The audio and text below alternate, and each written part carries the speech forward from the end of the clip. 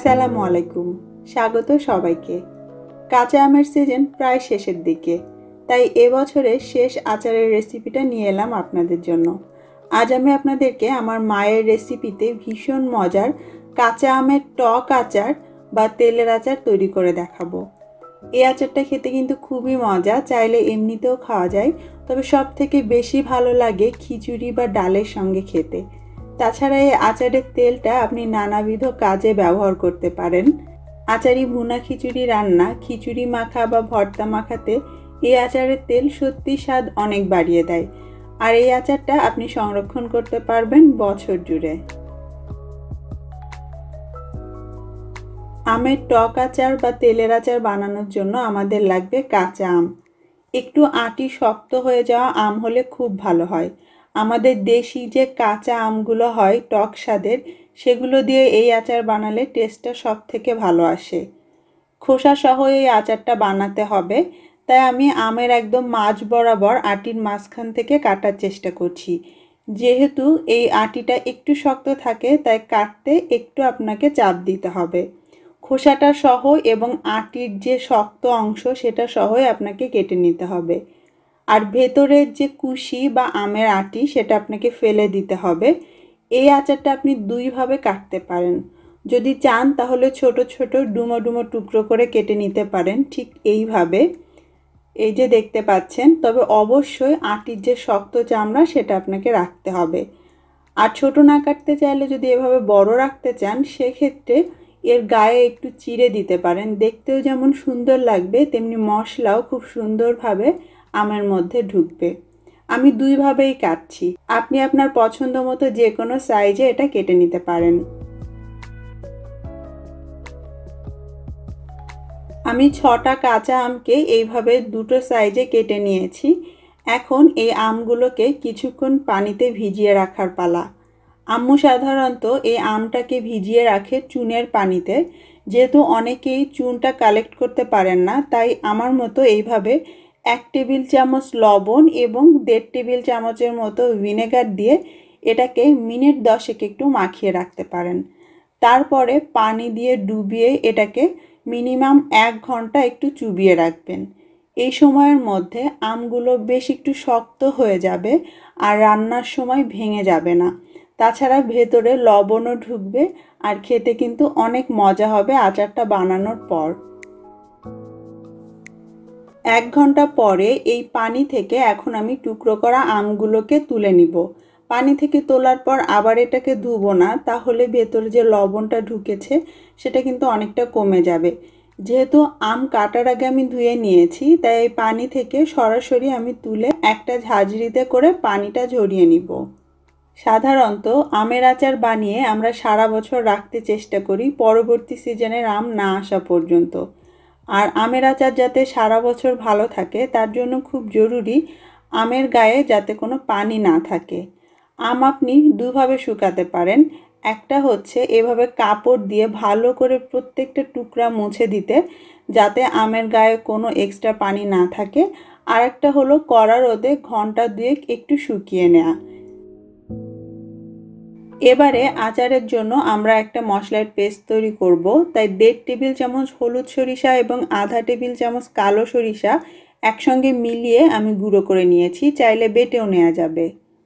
2 চা চামচ পাঁচফোড়ন, এটাকেও আমি গুঁড়ো করে নিয়েছি, আপনি চাইলে এটাকেও বেটে নিতে পারেন। আম্মু সাধারণত বেটে নেয়, আমি গুঁড়োটাই ব্যবহার করছি। 1 চা চামচ দিয়ে দিচ্ছি হলুদ গুঁড়ো, সুন্দর একটা কালার আসবে এতে আচারে। সেই সাথে আমি এখানে 10-12টার মতো শুকনো মরিচ পানিতে একটু ভিজিয়ে রেখে তারপর বেটে নিয়েছি। আপনি চাইলে মরিচের গুঁড়ো ব্যবহার করতে পারেন, তবে সরাসরি শুকনো মরিচ বাটা দিলে স্বাদটা বেশি ভালো আসবে। সাথে এখানে আমি 2 টেবিল চামচ দিয়ে দিচ্ছি রসুন বাটা, কোনো আদা বাটা এই রান্নায় দেয়া হবে না।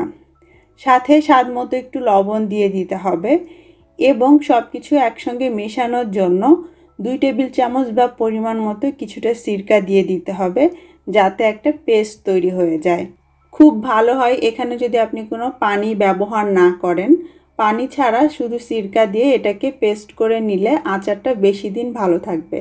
আর এমনিতে তো আচারে আমাদের সিরকা দিতে হবে, তো সিরকাটা আমরা এখানেই ব্যবহার করলাম। আমাদের মশলার মিশ্রণ রেডি হয়ে গিয়েছে। এবারে সরাসরি চলে যাচ্ছি আচার বানাতে। শুরুতেই আমরা বলেছিলাম এটা হচ্ছে আমের টক আচার বা তেলের আচার। এই আচারটা তেলের মধ্যেই ডুবে থাকবে আর এভাবেই তেল আচারটাকে বছর জুড়ে ভালো রাখতে সাহায্য করবে। একটু বেশি তেলেই আমাদেরকে এই আচার বানাতে হবে। তাছাড়া এই আচারের তেলটা আপনি নানা কাজে ব্যবহার করতে পারেন। বিশেষ করে ভুনা খিচুড়ি রান্নায় এই আচারের তেল ব্যবহার করলে খিচুড়ির স্বাদ কিন্তু একদম বেড়ে যায়। আমি এখানে 300 ml সরিষার তেল নিলাম। তেলটা হালকা গরম হতেই যে মশলার পেস্টটা আমরা রেডি করে রেখেছিলাম সেটা দিয়ে দিচ্ছি। যখন আপনি মশলাটা তেলে দিবেন, তেল যেন অতিরিক্ত গরম না হয়। চুলার আঁচটা শুরু থেকেই আমাদেরকে মিডিয়াম লোতে রাখতে হবে।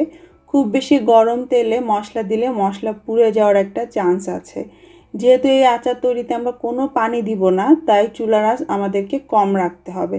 আর তেলটাও থাকবে মাঝারি গরম।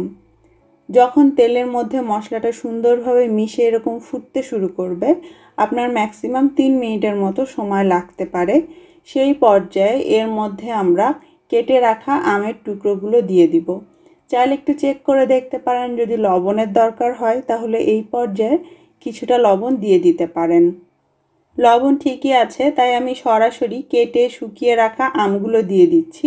আম কিন্তু আমি রোদে শুকাইনি, শুধু কাপড় দিয়েই মুছে নিয়েছি ভালো করে।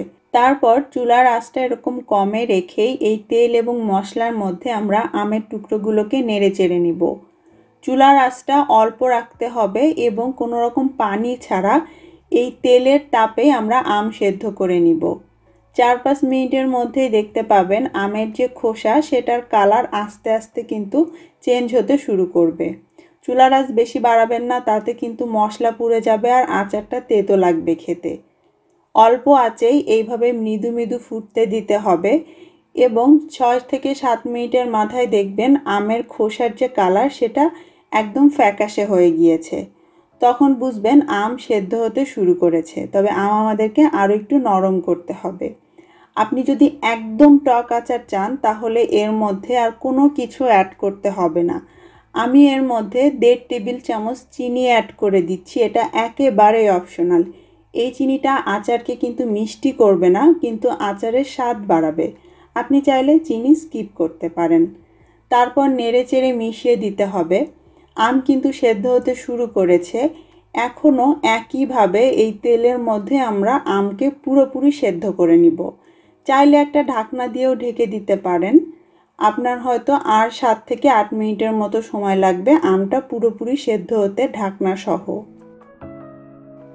তেল মশলার মধ্যে আমগুলো দেওয়ার পর এখন হচ্ছে ঠিক 25 মিনিট পরের অবস্থা। এরই মধ্যে আম কিন্তু পুরোপুরি সেদ্ধ হয়ে গিয়েছে, যেহেতু আমরা ঢাকনা দিয়ে ঢেকে দিয়েছিলাম। দেখতেই পাচ্ছেন আমগুলো কিন্তু ভেঙে যায়নি, কারণ লবণ আর ভিনেগার দিয়ে আমি এটাকে ঘন্টাখানেক ভিজিয়ে রেখেছিলাম। একটু চেক করে দেখতে পারেন যে আপনার মনের মতো নরম এটা হয়েছে কিনা। দেখতেই পাচ্ছেন আম কিন্তু খুব সুন্দরভাবে সেদ্ধ হয়ে গিয়েছে, একদম নরম হয়ে গিয়েছে। আমি চুলা বন্ধ করে দিব এবং এই আচারকে পুরোপুরি ঠান্ডা করে নিব। আর আচারটা ঠান্ডা হতে হতে আম কিন্তু আরও একটু নরম হয়ে যাবে। আমাদের আচার বানানো শেষ। আচারটা রুম টেম্পারেচারে যখন পুরোপুরি ঠান্ডা হয়ে যাবে, একটুও গরম থাকবে না, তখন পছন্দ মতো কোনো আচারের বয়াম বা বক্সে আপনি আচারটাকে ঢেলে নিতে পারবেন। এই আচারটা ফ্রিজের বাইরেই ভালো থাকবে 1 বছর, তবে মাঝে মাঝে অবশ্যই মনে করে একটু রোদে দিবেন, তাতে আচারের ভিতরে কোনো ফাঙ্গাস পড়বে না।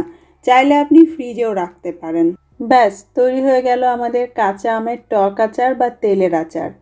আম্মুর রেসিপিতে সহজ এই আচারটা আপনাদের কাছে কেমন লাগলো কমেন্ট করে অবশ্যই জানাবেন। সবাই অনেক ভালো থাকবেন। আল্লাহ হাফেজ।